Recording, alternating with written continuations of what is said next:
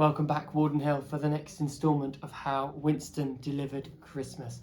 Today, the 21st of December, 4 days to go. Winston couldn't believe it. "Clockwork?" he whispered. "It's not the real Father Christmas at all, but a clockwork one." He was now standing in one of the enormous windows of Fortescue's, looking at the extraordinary scene in front of him. Everything was set up as if they were in Father Christmas's workshop at the North Pole. In the middle of the display stood Father Christmas, but he wasn't a real person at all. He was a lovely, and probably very expensive, model, but a model nevertheless. "I'm afraid so," said Eduardo sadly. "We always have lovely Christmas window displays here at the store, but this is the biggest and most extravagant we've ever had. It's taken almost a year to plan and make. We've had crowds of people standing outside looking at it, and people have travelled for miles to see it. Watch." Eduardo disappeared behind one of the painted background panels and carefully flicked a number of the switches that were hidden away out of sight. The window suddenly came to life. Lights flickered on, and a curtain of pretend snow began to fall behind an artificial window at the back of the workshop. Christmas music started to play, and all around Winston things sprang into motion.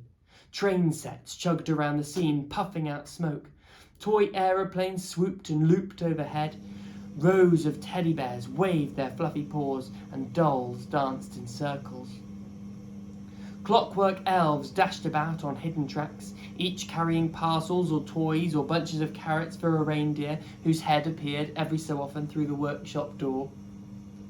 And then there was Father Christmas himself, surrounded by sacks overflowing with gifts, checking a long, scrolling list in his hand, then waving to the imaginary crowds inside.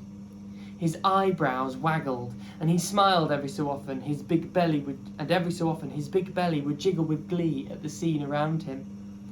It really was wonderful, but Winston couldn't enjoy any of it. He felt so wretched and sad. He tried so hard to deliver his letter, but he'd let his hungry tummy distract him. He should have known that the real Father Christmas wouldn't have time to be standing around in shops on Christmas Eve.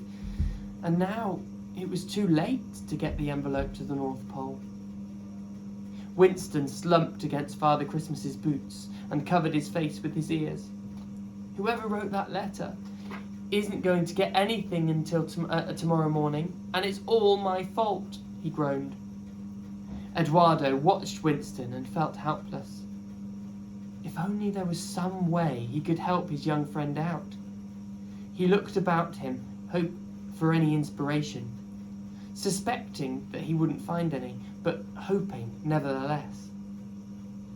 Suddenly his eyes fell on something that planted the seed of an idea into his mind. "All might not be lost, Winston," he said slowly. "But it is already," said Winston sadly. "I'll never get to the North Pole now." Eduardo grinned. "I think you might." "How?" said Winston, sitting up. Eduardo pointed to one of the toy planes that was busy looping over their heads and said, "You're going to fly." And that's the end of chapter 21, and you'll find out tomorrow what the next instalment has in store. Merry Christmas, everybody.